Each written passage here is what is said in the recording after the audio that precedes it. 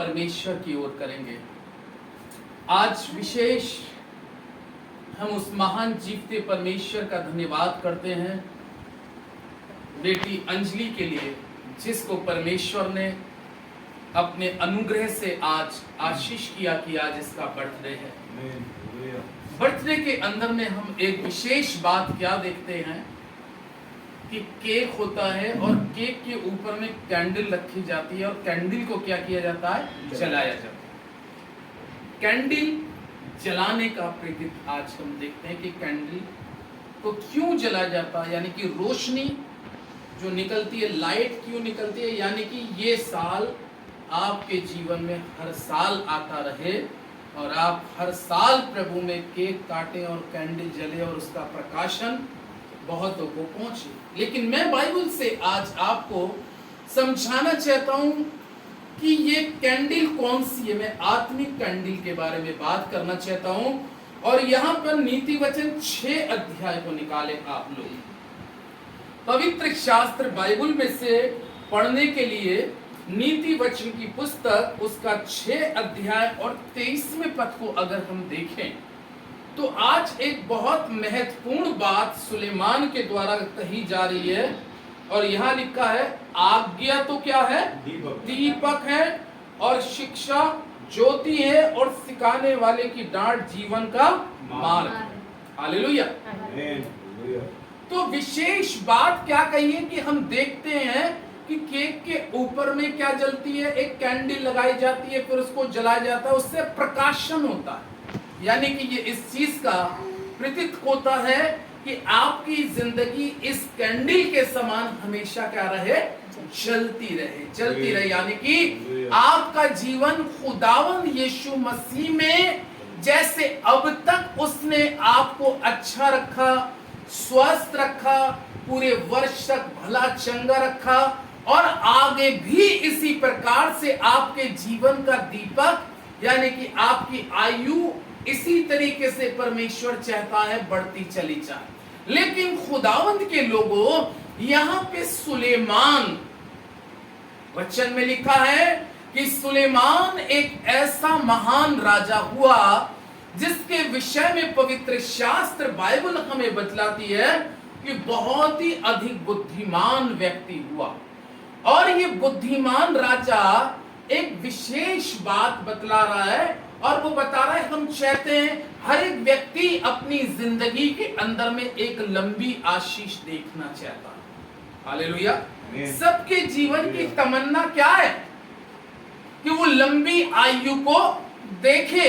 कोई व्यक्ति अगर किसी से भी बात करो तो कोई व्यक्ति मरना नहीं चाहता। क्या चाहता है कि उसको जीवन मिले और बहुतायत का जीवन मिले, एक लंबी आयु की आशीष मिले। लेकिन परमेश्वर के लोगों, इसका सबसे बड़ा राज क्या है कि हमें बड़ी लंबी आयु की आशीष कैसे मिलेगी?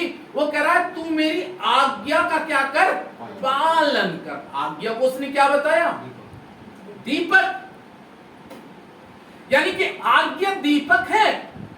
जब हम उसके वचनों को, जो परमेश्वर ने आज्ञा दी है, बाइबल में लिखा है कि उसकी आज्ञा के मानने से तेरी आयु क्या होगी, बढ़ेगी और तू अधिक कैसे रहेगा, कुशल से रहेगा। यानी कि परमेश्वर के लोगों, सबसे बड़ी बात यहां पर इस चैप्टर के अंदर में दर्शाई जा रही है सुलेमान के द्वारा।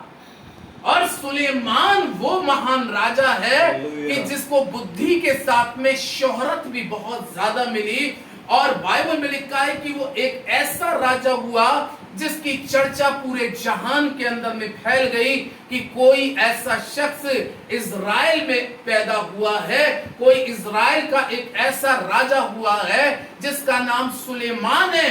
और वही सुलेमान कहता है, आए जवान, अपनी जवानी के दिन अपने सृजनहार को क्या कर, याद कर। खुदा के लोगों, हमारी और आपके जीवन में एक बचपना होता है, जैसे ये छोटा बेटा अभी गोदी में बैठा है, ये बचपने में, फिर उसके बाद में एक लड़कपन की उम्र आती है, वो लड़कपन की उम्र में आप लोग चल रहे हो, उसके बाद में एक आती है जवानी की उम्र, फिर उसके बाद में बुढ़ापे की उम्र। लेकिन कलाम क्या बतलाता है?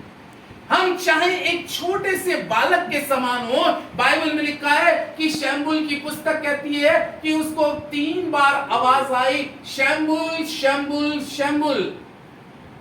बच्चा कैसा था? छोटा था। लिखा है उसकी आवाज सुनकर वो दौड़कर अपने धार्मिक गुरु एली के पास में जाता है। क्या आज्ञा है? हालेलुया! क्या आज्ञा है? 3 बार जब ऐसा होता है, एली समझ गया कि निश्चित है खुदा इससे कुछ कहना चाहता है, खुदा इससे कुछ कहना चाहता है। और बाइबल में कहा, उसने तीसरी बार कहा शमूएल से कि अब की से जब तेरे कानों में ये आवाज आए तो कह देना क्या आज्ञा है, मैं सुनने के लिए क्या हूं? तैयार। मैं तेरी आज्ञा को सुनने के लिए क्या हूं?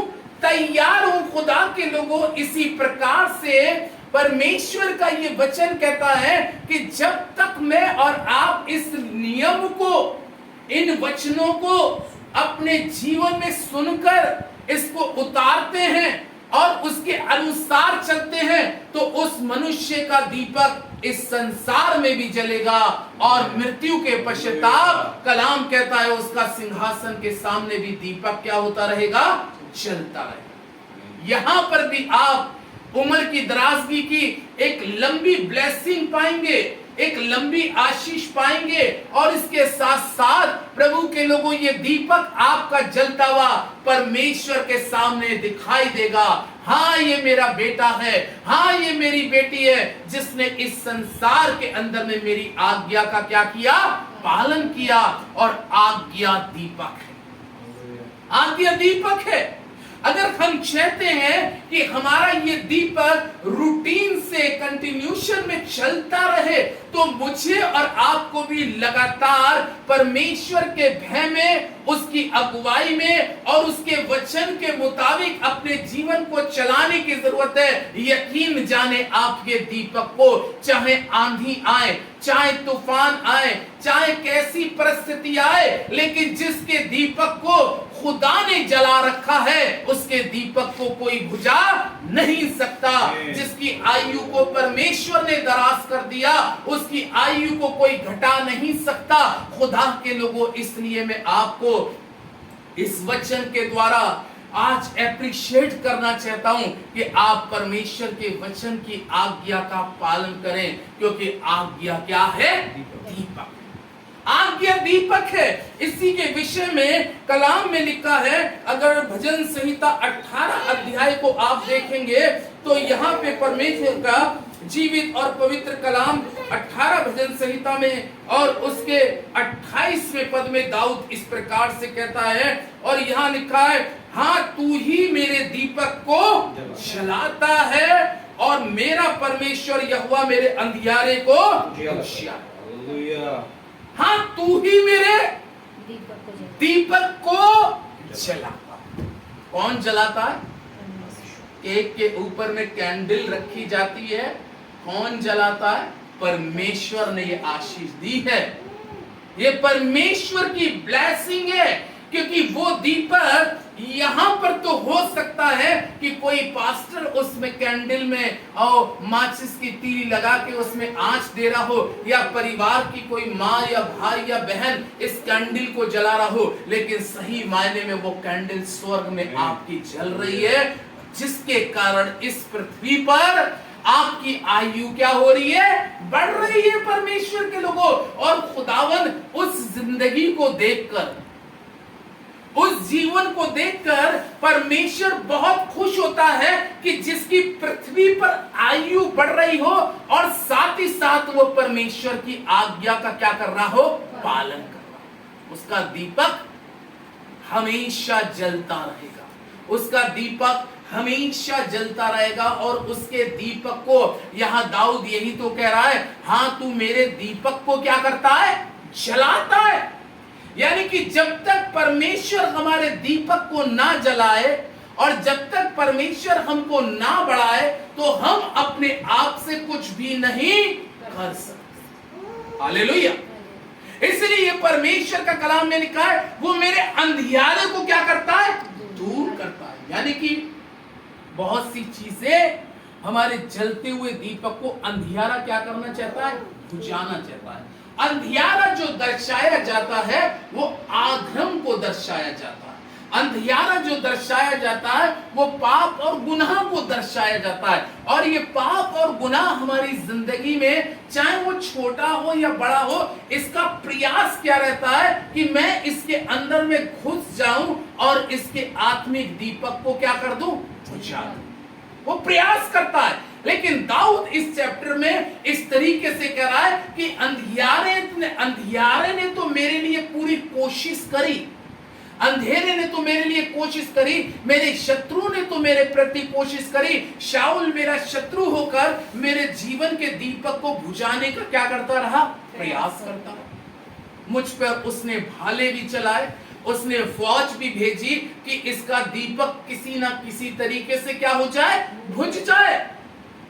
लेकिन परमेश्वर के लोगों, जिसके सिर के ऊपर में परमेश्वर का हाथ है और जिसने स्वर्ग में जिसका दीपक जला दिया है, जिसने स्वर्ग से उम्र की दराजगी दे दी है, उसकी दराजगी को कोई इंसान रोक नहीं सकता, क्योंकि ये आशीष परमेश्वर की तरफ से। कई बार खुदा के लोगों, शैतान अंधियारा हमारे जीवन में इसलिए लाता है कि इसका दीपक क्या हो जाए, टिमटिमाने लगे और बुझ जाए। यानी कि कई बार हमारी जिंदगी में कुछ साल हम लोगों की लाइफ में कुछ ऐसे भी होते हैं जिसमें बहुत परेशानियां भी आती हैं, समस्याएं भी आती हैं, गरीबी को भी सामना करना पड़ता है। कभी कभी ऐसा वक्त देखता है कि ऐसा वक्त तो कभी देखा ही नहीं। लेकिन खुदावन के लोगों, वक्त कैसा हो, वक्त को मत देखें, जिसने दिया जलाया है उसको देखें।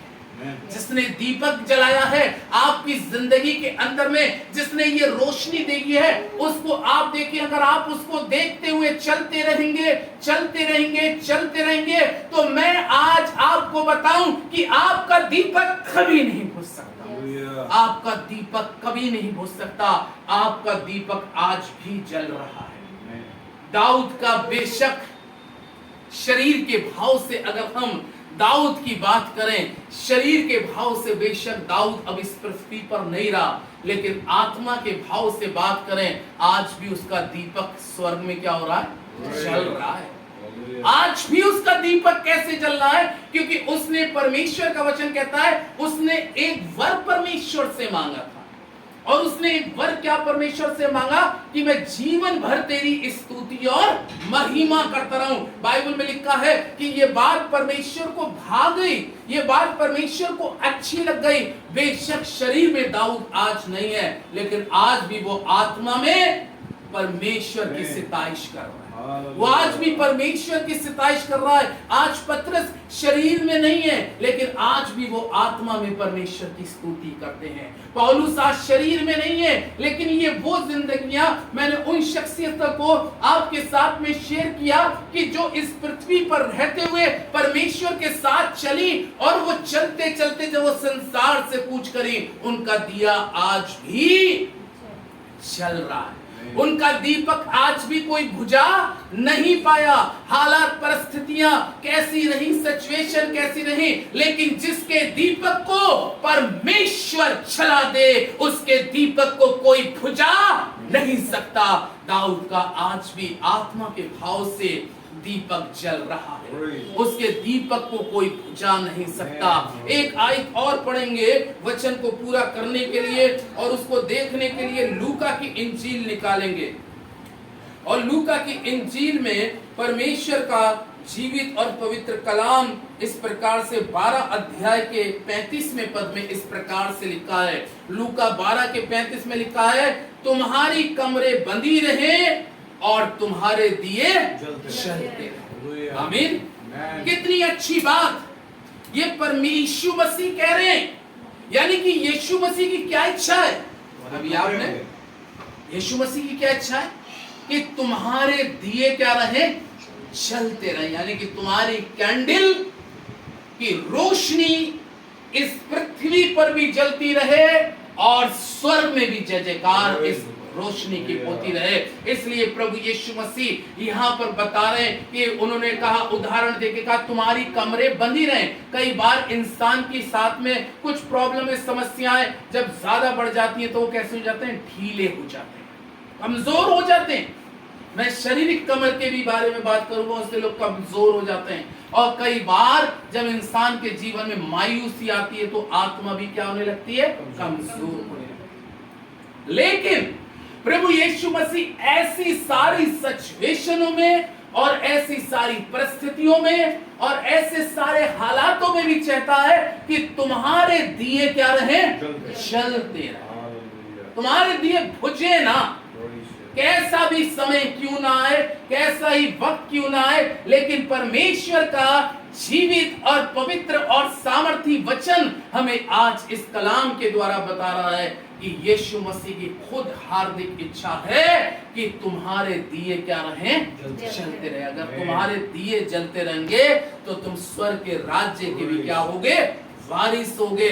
जैसे मत्ती 25 में लिखा है, यीशु मसीह से मिलने के लिए कितनी कुमारियां निकली, 10 कुमारियां, लेकिन 5 के दिए क्या हो रहे थे, जल रहे थे, और 5 के दिए कैसे थे, बुझे हुए थे। कौन से वाले उसके राज्य में गई, जिनके दिए क्या हो रहे थे, जल रहे थे। उनके स्वर्ग में भी वो दियों का प्रकाशन फैल रहा है। इसी प्रकार से परमेश्वर के लोगों, ये प्रकाशन हमारा जमीन पर ही नहीं, बल्कि ये प्रकाशन जब जमीन पे फैलेगा, जो अच्छाइयां जमीन पे हमारे जीवन से होंगी वो आसमान में भी फैलेंगी। खुदा इस कलाम पर आशीष दे, आमीन।